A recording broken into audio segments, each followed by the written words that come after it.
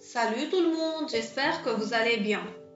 Aujourd'hui, nous allons voir une nouvelle leçon de grammaire dont le titre est le complément d'objet direct, qu'on appelle aussi COD, et le complément d'objet indirect, qu'on appelle COI. À la fin de cette leçon, vous serez capable de reconnaître un COD dans une phrase ou dans un texte et de préciser sa nature, et vous serez également capable de reconnaître un COI et de préciser sa nature. Avant de vous donner la règle pour savoir reconnaître un COD ou un COI, ensemble, nous allons faire un exercice en analysant 3 phrases. Sur votre écran, vous allez voir apparaître les phrases l'une après l'autre. Pour chacune d'elles, nous allons répondre à ces 2 questions. Quelle question peux-tu poser à la place des mots en gras? Attention, on pose la question après le verbe. Quelle est la classe grammaticale, ou on peut dire aussi la nature, de ces mots en gras? Allez, c'est parti. Voici la première phrase. Je vois Morgane. Réfléchissez à la réponse. Alors, à votre avis, quelle est cette question qui a pour réponse Morgane? Je vois qui? Morgane. Morgane est un nom propre. La question qu'on peut poser est donc qui? La deuxième phrase est j'apprécie mes amis. On suit la même démarche. Pensez à la question qu'on peut poser pour avoir comme réponse mes amis. La question est j'apprécie qui? Mes amis. Mes amis est un groupe nominal. Maintenant, la dernière phrase. Mes parents aiment voyager. Comme pour les 2 phrases précédentes, réfléchissez à la bonne réponse. Quelle question je pose pour avoir comme réponse voyager? Mes parents aiment quoi? Voyager. Voyager est un verbe à l'infinitif. Pour résumer, ces mots qui répondent aux questions qui et quoi sont des compléments d'objet direct des verbes qui se trouvent dans chaque phrase. Ils complètent le verbe et nous ne pouvons pas les supprimer. Ce que nous devons retenir de cette leçon, c'est que le complément d'objet direct complète le verbe, on ne peut pas le supprimer et il est placé directement après le verbe. Étudions maintenant cet exemple. Louise regarde la télévision. Louise regarde quoi? La télévision. La télévision est le COD du verbe regarder. Si on le supprime, la phrase n'a plus de sens. Pour trouver le COD, on pose la question qui pour un être humain ou quoi pour un objet ou un animal après le verbe. Pour finir avec le COD, nous allons voir les 4 différentes natures d'un COD. La première, un COD peut être un nom propre. Exemple, elle aperçoit Salma. Elle aperçoit qui? Salma. Salma, qui est le COD de cette phrase, est un nom propre. La deuxième nature, un COD peut être aussi un groupe nominal. Exemple, j'écris des lettres. J'écris quoi? Des lettres. Des lettres, qui est un COD dans cette phrase, est un groupe nominal. La troisième est un verbe à l'infinitif.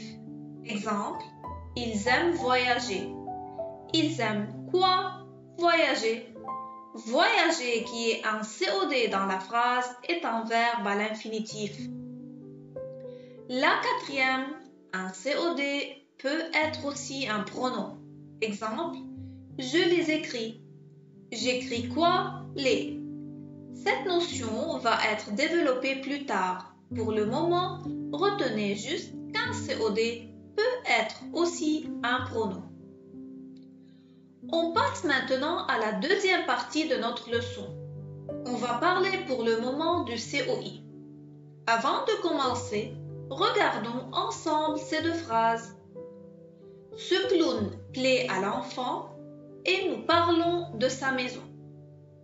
Dans chaque phrase, nous avons un sujet, ce clown et nous. Ensuite, nous avons les verbes plais et parlons. Si j'arrête ces phrases après ces deux verbes, est-ce qu'ils auront un sens? Non, je dois continuer les deux phrases pour qu'elles soient compréhensibles. Les verbes ont besoin d'être complétés, donc ils ont besoin des compléments. Ici, je complète par un groupe nominal dans chaque phrase. Mais ces groupes nominaux sont séparés du verbe par une préposition. On a à et de. Donc, je ne peux pas poser la question avec quoi ou qui. Je pose la question avec les prépositions à et de. Ce clown plaît à qui? À l'enfant. Nous parlons de quoi? De sa maison. Il ne s'agit donc pas d'un COD, il s'agit d'un COI. Pour résumer, à quoi sert le COI et où est-il placé? Tout comme le COD, le COI apporte des renseignements sur l'action exprimée par le verbe. Il complète alors le verbe. Le COI est séparé du verbe par une préposition comme à, de.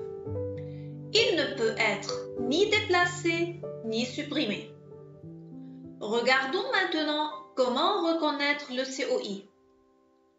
Pour trouver le COI, il faut d'abord trouver le verbe, puis le sujet et se poser les questions à qui, à quoi, de qui ou de quoi après le verbe. Mon frère parle de sa voiture. Mon frère parle de quoi? De sa voiture. De sa voiture est le COI du verbe parler. Analysons maintenant la classe grammaticale du COI. Le COI peut être un groupe nominal. Exemple, Yanis se souvient de ses vacances. Yanis se souvient de quoi? De ses vacances. De ses vacances est un groupe nominal COI du verbe se souvenir.